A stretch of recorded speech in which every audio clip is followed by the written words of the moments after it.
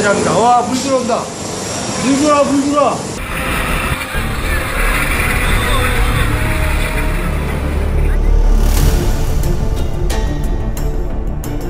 혼자만 살려고 승객을 버린 나쁜 선장과 선원들의 무책임 탓인가? 우왕좌왕 한 명도 구조하지 못한 해경의 탓인가? 배가 가라앉는 급박한 순간에 승객 목숨은 뒷전이고 보험금을 타내기 위해 화물 무게 조작을 지시한 청해진 해운의 탓인가? 자본의 돈벌이를 위해 끊임없이 규제를 완화한 무책임한 정부 탓인가? 이윤 추구를 위해 정부쯤은 말 잘 듣는 친구로 여기는 자본의 탐욕이 책임인가? 정녕 내가 사는 이 사회는 이 무책임하고 탐욕스러운 것 외에는 없는 것일까?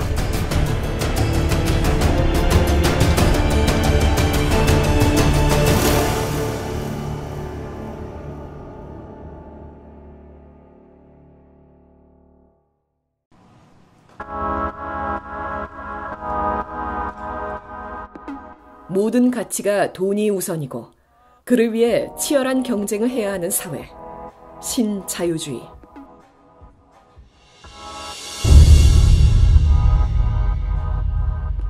한 나라의 경제가 파괴되던 말던 자본이 돈만 벌 수 있으면 오케이인 자유무역.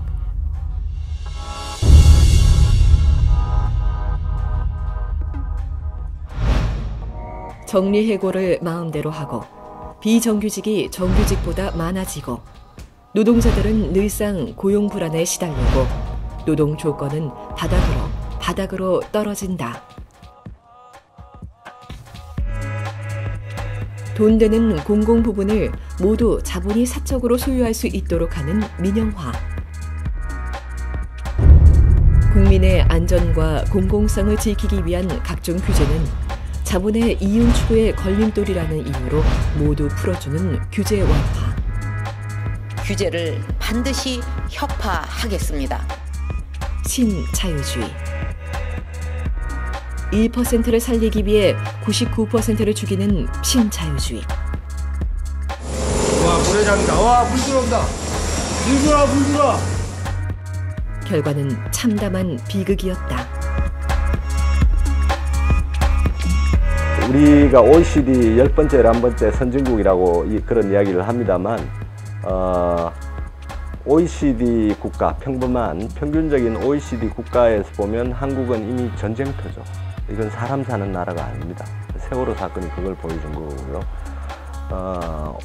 산업재 1위 대한민국이 그걸 보여준 거고요. 그 다음에 여성들이 이 아이들 교육비용, 생활비용을 확보를 하지 못해서 젊은이들이 결혼하지 않는 나라. 세계 최저의 결혼 출산율의 나라. 그 다음에 청년 자살률, 세계 최고인 나라. 노인들 자살률은 OECD 평균의 무려 서너 배 자살률을 우리가 가지고 있습니다. 노인들이 되면 젊을 때 그렇게 고생했지만 사회적으로 전혀 보호받지 못하는 나라. 이런 나라에 살고 있습니다. 그래서 OECD 기준에서 보면 한국 같은 사회는 인간이 살 만한 나라가 아닌 거죠. 이미. 바닥입니다. 바닥 중에 바닥이고.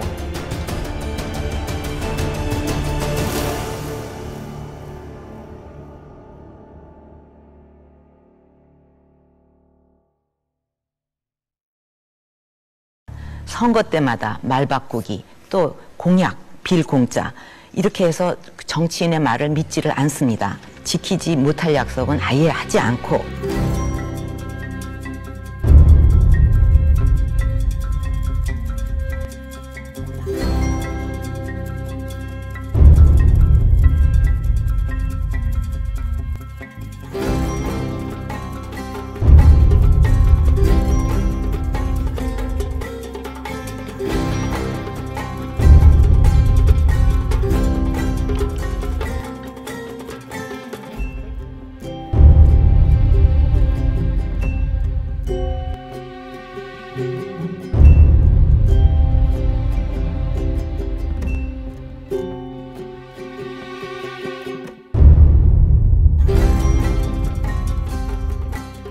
박근혜 정부가 들어선 지난 1년간 단 하나도 공약대로 실행한 것은 없다.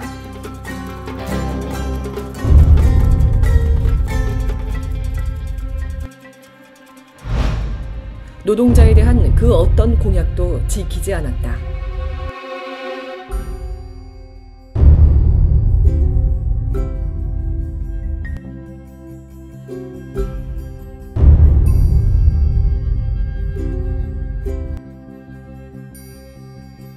대신에 해고 교사를 조합원에서 제명시키지 않는다고 정교조를 불법화했다.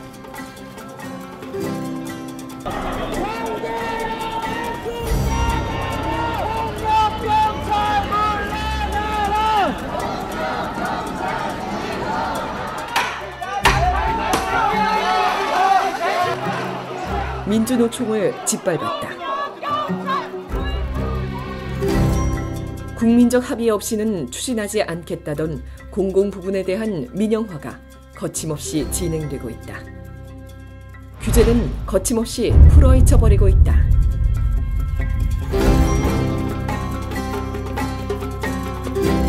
그래서 이런 것들이 다 완화가 되면 결국은 노동자들의 배울 수 있는 권리, 교육권이고 노동자들의 건강하게 살아갈 수 있는 권리, 의료권이죠.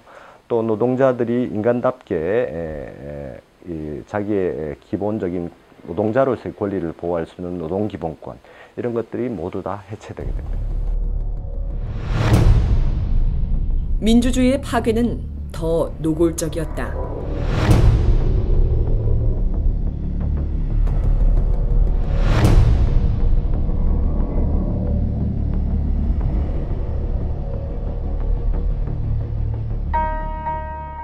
바야흐로 지금 이 모습이 박근혜 정부의 모습이다.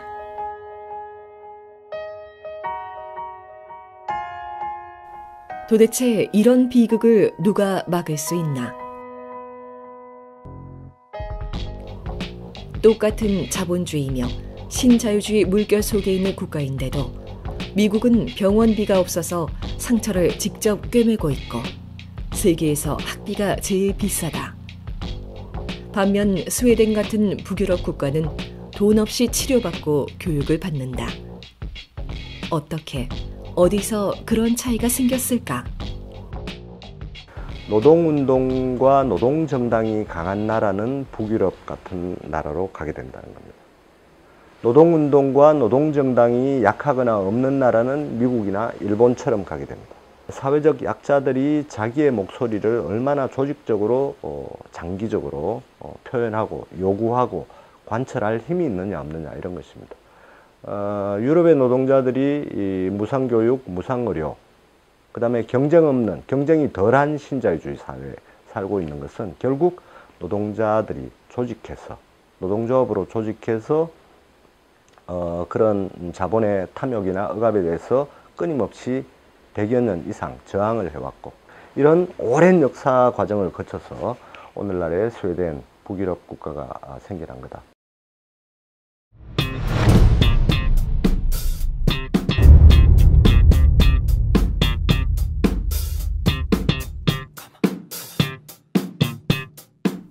자본주의 초기, 아무것도 없고 몸뚱이뿐인 노동자들이 도저히 살아갈 수가 없자 폭력적으로 자본가들에게 저항했다.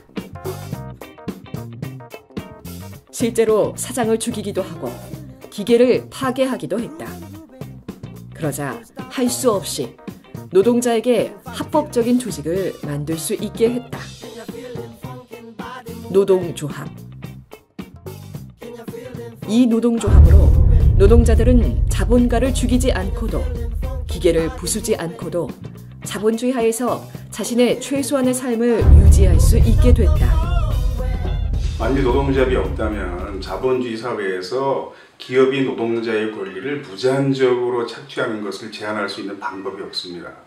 그러니까 노동조합이 존재해야만 노동과 자본이 적당한 균형을 갖추면서 그 나라의 경제를 건강하게 성장할 수 있도록 영향을 미치는 거거든요. 왜냐하면 한국 사회 노동조합이 없었다면 노동자들이 지금보다 훨씬 더 열악한 상태에 있었을 것이고 한국 경제가 이렇게 안정적인 기반 위에서 성장할 수 없었을 겁니다.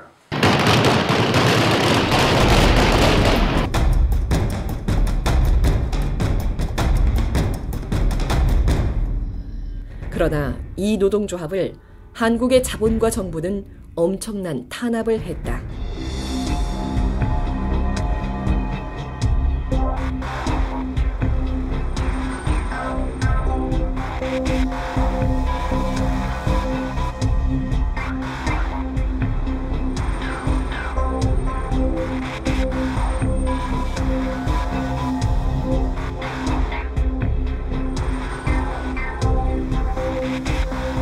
자기가 한국의 노사관계에 이해되지 않는 점이 하나 있는데, 노동조합을 탄압하는 것은 장애인들에게 휠체어를 빼앗거나 결식아동의 밥그릇을 빼앗거나 운동선수의 팔다리를 부러뜨리는 것처럼 아주 몰상식하고 파렴치한 일이다.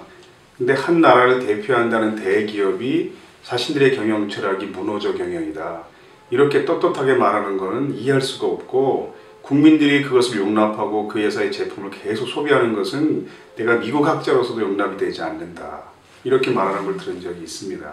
IMF의 권고를 받아들여 IMF 자금 지원을 요청하기로 하였습니다.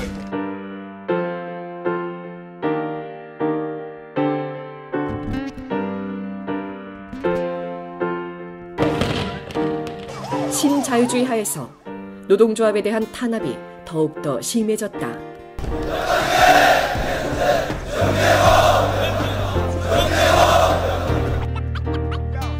그러나 이 탄압에 노동자는 생존을 위한 투쟁으로 맞서왔다. 그러니까 노동자들이 신자유주의에 저항한다는 것은 이렇게 자본이 전 세계적으로 다니면서 부리는 횡포를 제어한다는 그런 의미가 있는 거죠.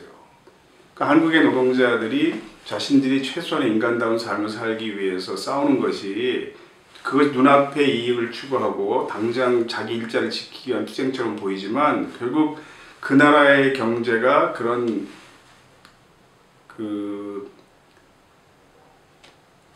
세계적인 불황에 휘둘리지 않고 튼튼하게 성장할 수 있는 토대를 마련하는 데 기여하는 겁니다.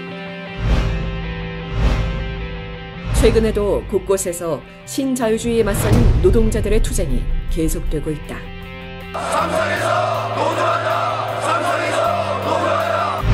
이 모든 노동자의 투쟁을 노동자는 노동조합이라는 이름으로 해내고 있는 것이다.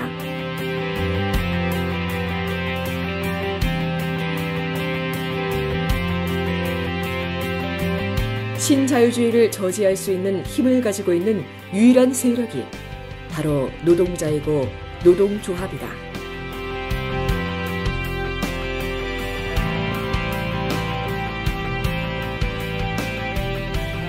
조직된 노동자는 우리의 삶을 진전시키기 위해, 우리의 사회를 보다 나은 쪽으로 변화시키기 위해 치열하게 고민하고 싸워온 가장 중요한 세력이다.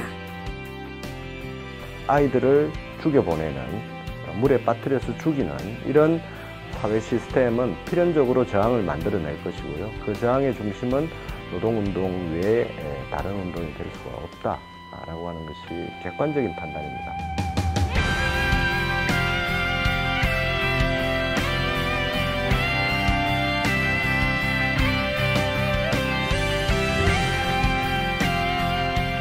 노동자, 노동조합이라는 하나의 조직으로 단결해 우리 사회의 그 어떤 세력도 흉내낼 수 없는 힘을 가진 유일한 세력. 노동자는 노동자다. 노동조합은 노동조합이다. 노동조합만이 희망이다.